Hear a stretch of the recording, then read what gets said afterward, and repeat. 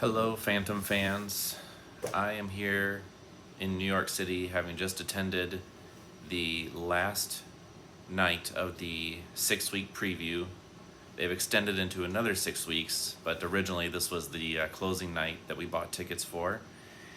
And having seen the New York production, having seen the London production, having seen the Vegas production, having seen the production in Italy 2 years ago, I've learned that it's better to just try and talk about it right away, and especially when you're comparing and contrasting the different productions. I've never done a video like this before, and I have no idea who's going to watch it or if anybody's going to watch it. I know I'm probably going to want to watch it maybe a few years from now, just to remember and be able to recall what the show was like and all about. And so I'm going to attempt to go over my notes here that I just took down and tell you about the show and some of the comparisons to some of the other shows as I go through. I'm going to try not to ramble for too long, but here we go. So the show is called Masquerade. They're not calling it Phantom of the Opera, and I think the reason they're doing that is because while this is the Phantom of the Opera, it is such a vast reimagining of it. This is not a sit-down Broadway show. This is an amalgamation of opera and theater and haunted house and walk-through experience. Very, very few times were we actually getting to sit down, and when we were sitting down, they were not comfortable seats. They were just kind of props or pillars for us to sit on. So this is a show where you are constantly moving through this warehouse in New York City, from room to room to room, from scene to scene to scene. So we show up.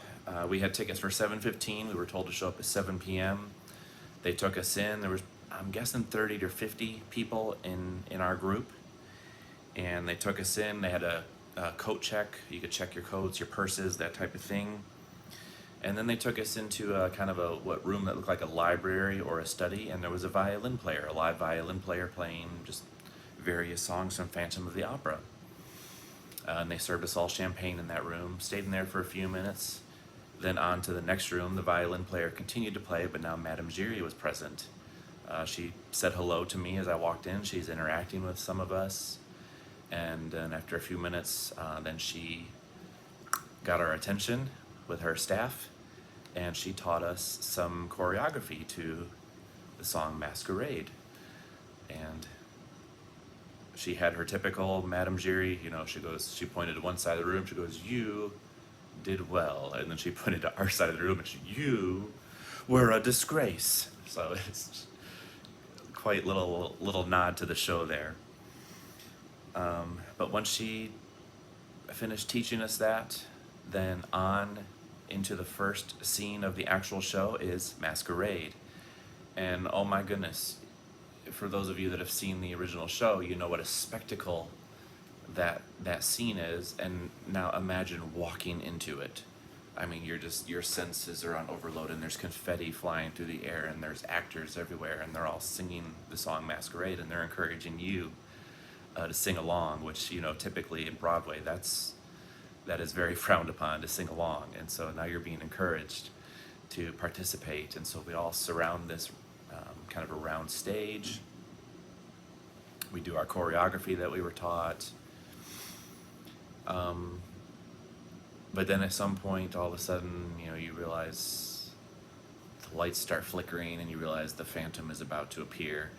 And behind me was kind of a curtain, and I felt something behind me brush, and then all of a sudden I realized it's the Phantom. He literally brushed against me, which, once I realized that, gave me the chills, and he made his entrance during Masquerade. And so after Masquerade, we moved on to the next room, which was another grand hall, very big room, and this was the Hannibal rehearsal from the original show.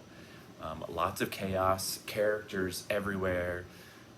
Monsieur Andre and Monsieur Firmin were mingling with us and the crowd, and Monsieur Andre came over and introduced himself to me and my friend Kim at one point, served us some more champagne. And then the Hannibal rehearsal gets underway, and of course, the Phantom interferes with Carlotta's solo. She quits in the process of them trying to, figure out who's going to replace her. One of the managers was walking around to some of the women. Do you sing soprano? Are you a soprano? It was quite entertaining to see how they were interacting with the audience members during that process. So of course then the mirror scene happens in that same room. They actually roll a mirror in and it's rotating in the center of the room. And then when the Phantom pulls her in and they summon us, and you just keep moving room to room to room.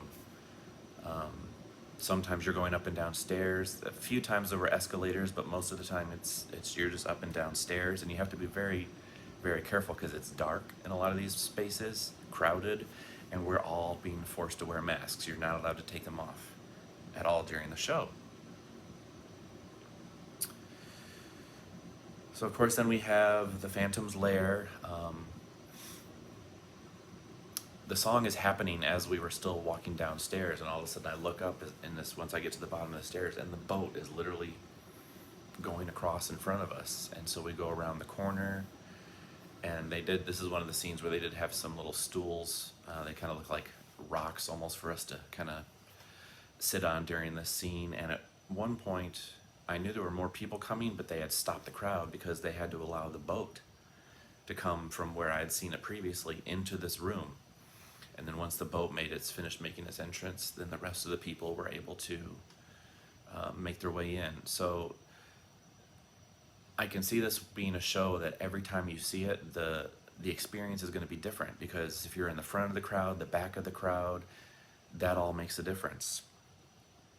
And I guess that would be a good time for me to go ahead and talk about when we purchased tickets, we had the options for a 7 p.m., 7:15, 7:30, 7:45, 8 p.m., and 8:15 show times. My understanding is they performed the show 6 times tonight. They're moving us from room to room, and there are multiple casts happening. So our Phantom was Telly. This is the playbill for the cast that I saw at the 7:15 showing. But we got to talk to some of the other people who were at some of the other shows, and they had Hugh Pinero. So the cast are all working together in all these different rooms, somehow putting on multiple shows per night. It's incredible to think about that they're able to cycle through those rooms so quickly. And we just met a couple friends after the show, and we were talking with them, like, that must be so hard as an actor. For example, for Christine to have, unmask the Phantom in his lair, and then 30 minutes later have to get back into that mood and act that all over again. That's got to be really tough as an actor. After the Phantom's Lair, we made our way to another room, and as we were walking through this hallway, there were all these amazing mechanical contraptions there was like an mechanical arm playing a violin, and there was another mechanical arm doing some things. And I've got to grab something to drink here. I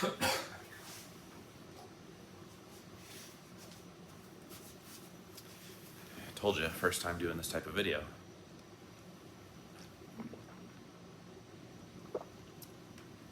Shout out to Juniors, our usual go-to after we always see a Broadway show.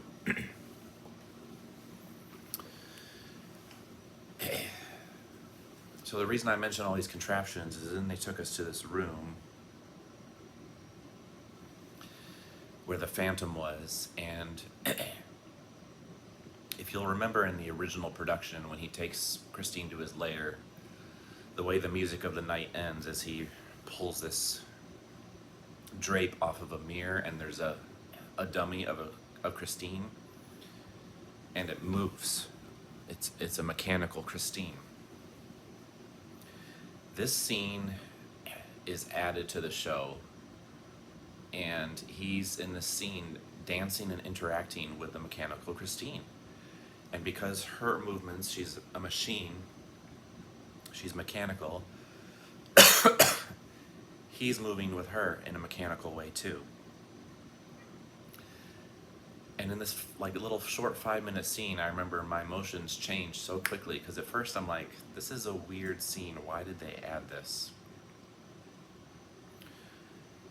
But then as I watched the beauty of him interacting with her, and at one point toward the end, he lifts her up. He's just dancing with this mechanical Christine. He lifts her up. And I started to get tears in my eyes, because I thought, oh, this is showing how desperate he is for love. Like, he has built this mechanical Christine because he wants to be a part of her life. He wants to interact with her. So I thought that was a really, really interesting choice to add that in the show. Then we went to the Phantom's composing room. This is, of course, where he was writing the show Don Juan, and that's where Christine unmasks him.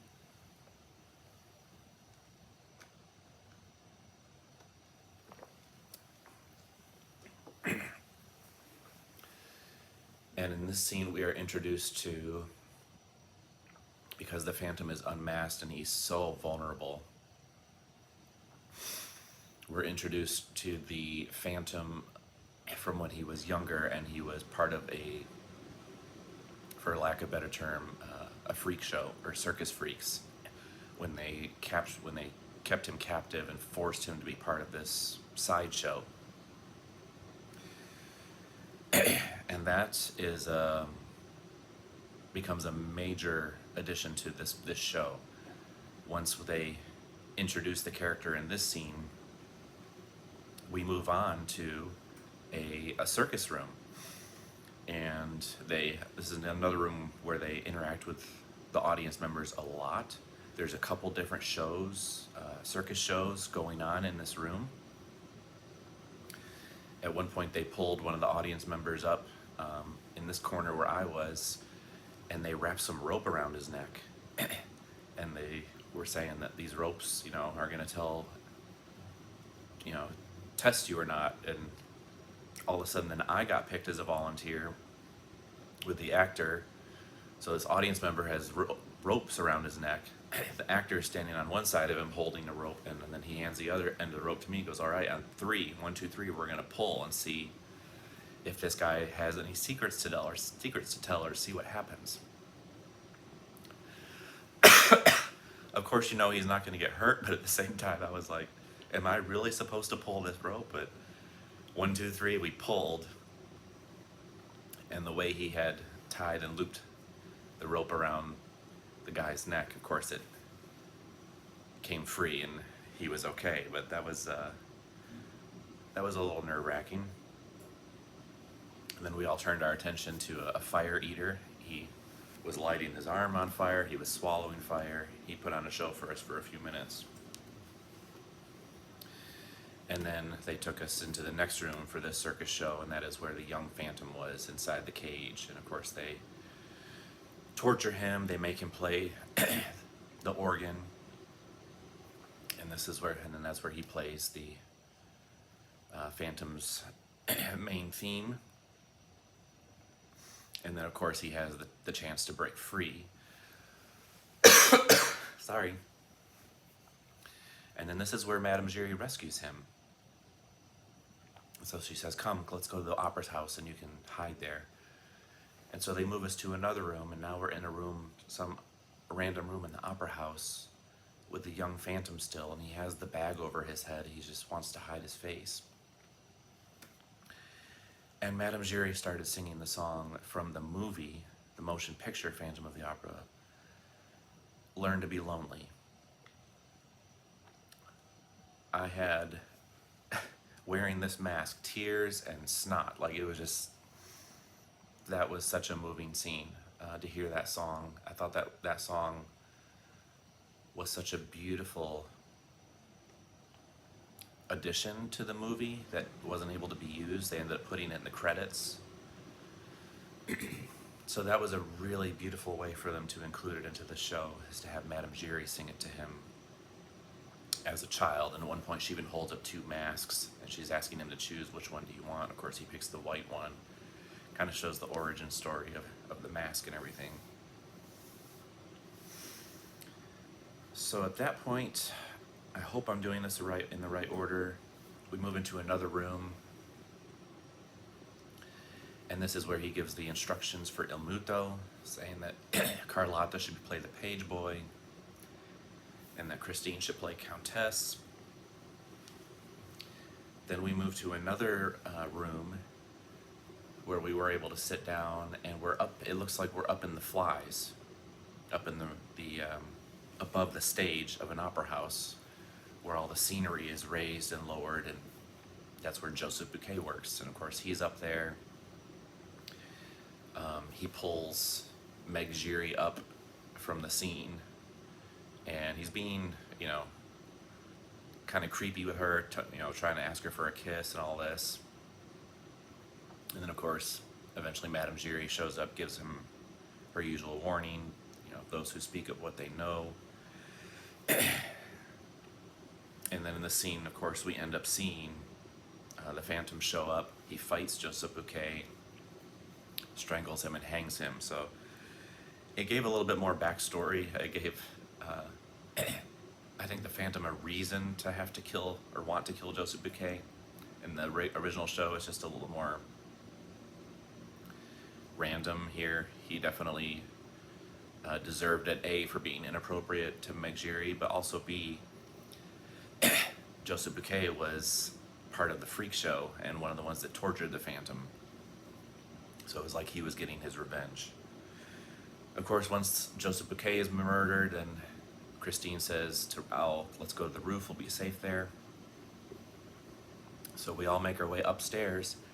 Next thing I know, we are on the roof of this warehouse and outside in New York City. So that was really cool. For a scene that is supposed to be taking place on a roof, we actually were on a roof. And so, of course, the song All I Ask of You happens.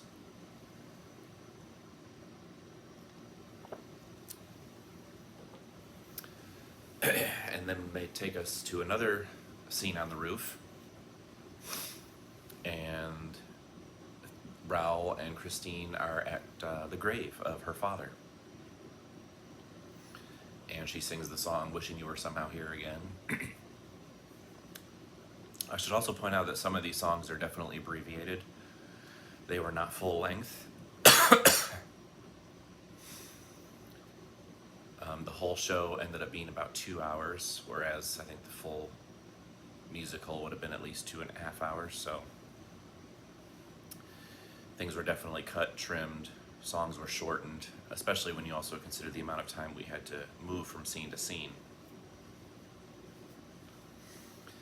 As we were leaving the Wishing You Were Somehow Here Again scene, inside so the Phantom, has a bunch of smoke appears, he disappears, Raoul and Christine leaves, and as the smoke disappears from the gravesite, all of a sudden the violin player that we had seen at the beginning of the show was standing inside the grave. And I thought, that's a really weird choice and kind of creepy. It wasn't until after the show was done, and again, we were talking to some friends we had made, and it was their second time seeing it. He pointed out that it was probably supposed to represent Christine's father. That's who was playing violin for us at the beginning of the show, and that's why he was inside the grave. That represented Christine's father. So I thought that was a really cool creative choice to represent her. So then we go back inside. At this point, they take us inside a dressing room, but the dressing rooms are very small, and like I said, there was probably 30 to 50 of us. They broke us up into multiple dressing rooms. And so this really raised the question of, like,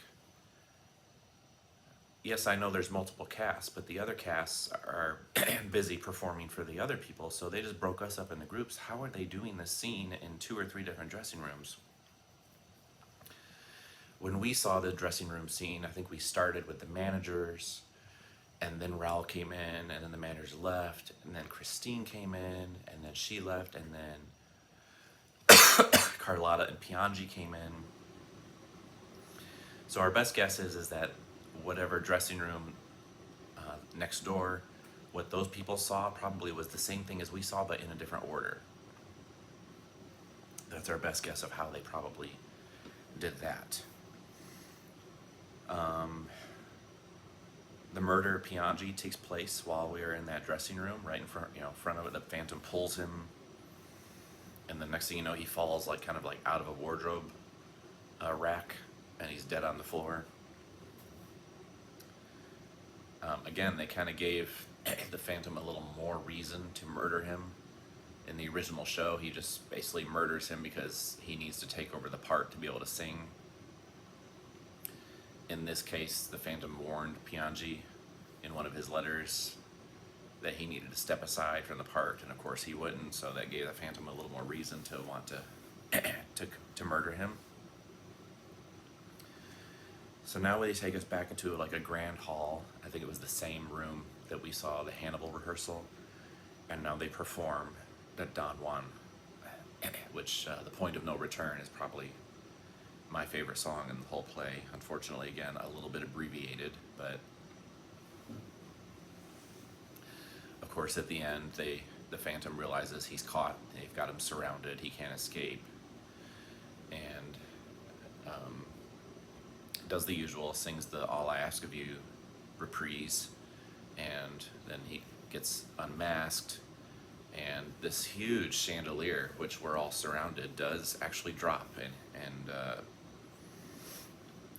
sounds like it crashes and hits the floor. I'm sure obviously it doesn't, or it's an effect of looking like it shatters. And then they take us to the final lair, and that scene is pretty standard.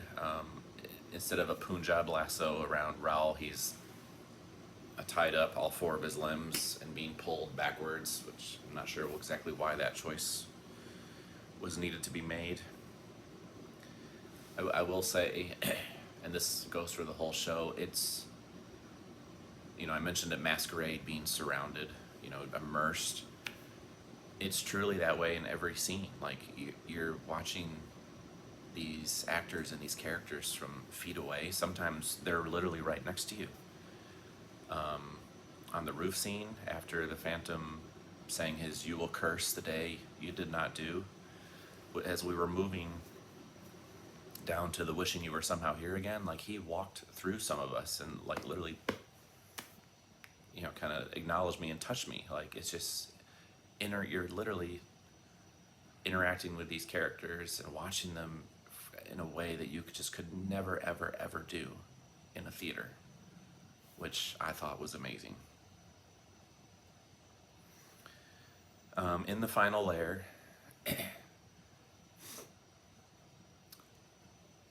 as you know, in the original show, Christine comes back to give him the ring back. In this show, she does come back. I didn't see her come give him the ring back, but she gives him one last hug, and she starts singing the "All I Ask of You" reprise. I expected Raul's voice to come in, but it didn't. He just stayed Christine the whole time, and he's taking care of her. He puts this cloak on her to keep her warm, and he's hugging and he's holding her, and all of a sudden, she's gone. It was all a figment of his imagination. She didn't actually come back. So I thought that was a really cool effect of, he puts this cloak on her and he's holding her and he's hugging her, and somehow the actress was able to sneak out and disappear from that cloak, and it turned out it was just a figment of his imagination. So then, he says, it's over now, the music of the night. He comes back to the center of the room, At this point, I think Madame Giry now comes back in and she motions for all of us to come around and circle him. And of course, he's, his disfigurement is fully exposed. And so a couple extras or actors are on the stage with him, and they remove their masks. And then they kind of signal, it's time for all of you to take off your masks.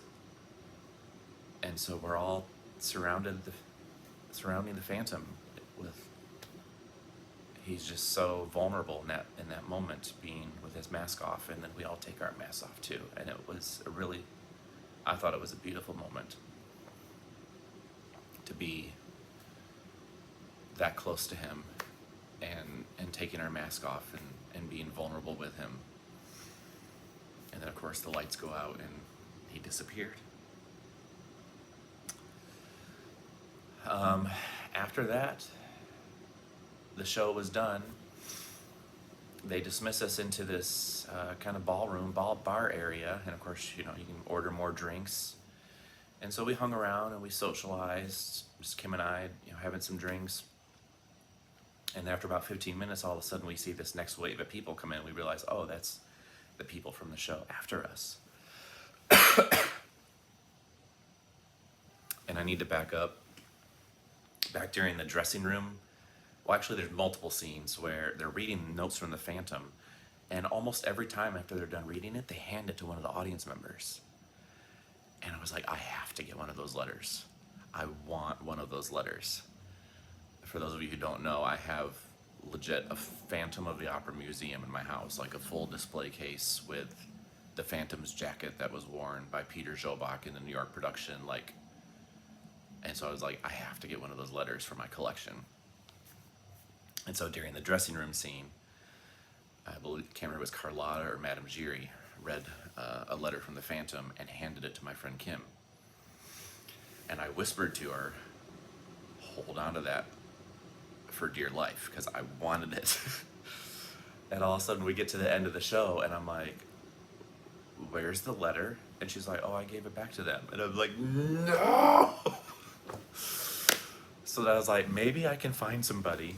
So as we're in the bar area and this next wave of people are coming in, my friend Kim pointed, she goes, well, he has one of those letters. And so I was like, gosh, I feel bad asking, but you never know. For some people, they like to collect stuff like that, and some people they don't.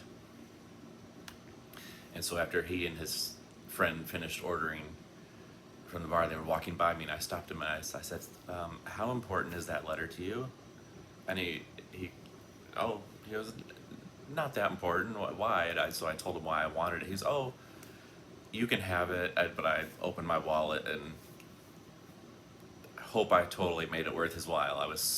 He was so generous to give it to me, and so I wanted to be so generous to him. So, yeah, I now have, you can see, comes with the Phantom's seal and everything, and this is one of the letters from the show, signed OG. And so that's going to go in my collection for sure. So excited to have this. In that bar area, there were some cool places to take some photos. They had some candelabras. They had a souvenir shop. Nothing from the original show. This is all, there were some new t-shirts, a hat, some new artwork. And so they even had the angel tombstone from the Wishing You Were Somehow Here Again. They had that there where you could get photos with that. So that was a lot of fun. And then the cast member, normally if you want to meet the cast members, you have to go to the stage door. As they were done performing and done for the day, came in the bar area, and all of a sudden we were like, there's Telly. That's the guy that was our Phantom. And so we walked over and waited for him to finish the conversation he was having, but then asked him, can we get a photo? And he was so sweet and so generous with his time to talk to us for a few minutes. And even had a celebrity sighting. We spotted the Raoul that we had in our company, and he was standing in a group of 4 or 5 guys, and one of them was Michael Urie from Shrinking. And so while we did stop and tell Raul great show, my friend Kim was like, I want to talk to Michael Urie, and so we said hi to him, and he was just there checking it out just like the rest of us, and we were able to get a picture with him. So I don't know what they're going to do after these next 6 weeks of previews. I really hope this is something they can continue to do and keep up for a while. I think there's a lot more Phantom fans that are going to want to see this. I don't see this being a traveling show, and just it would take a very specific space to have all these different rooms to be able to shuffle people through, and it would be, I can't imagine, it would be a logistical nightmare. I feel like to move that from city to city to city, so I feel like this is something you would just have to come to New York City, so I really hope they're able to keep it going for a while and let all the Phantom fans that are going to want to see this come check it out. If you're still with me, thank you for watching. 30-minute videos, not too bad. In fact, I intended to do one of these, I still would like to do one for the Italian production, with that one being a newly redesigned production as well. I feel like I could share some comparisons and contrasts from that show as well. Except that it's been 2 years now, and I know it's not as fresh as in my mind, and that's why I wanted to do this video. So I hope you enjoyed. If you have any if you got to see the show and have any of your own thoughts or observations, feel free to comment. And if you have any more questions about the show that I didn't answer, you can leave that there in the comments as well, and I'll do my best to respond. Thank you all for watching.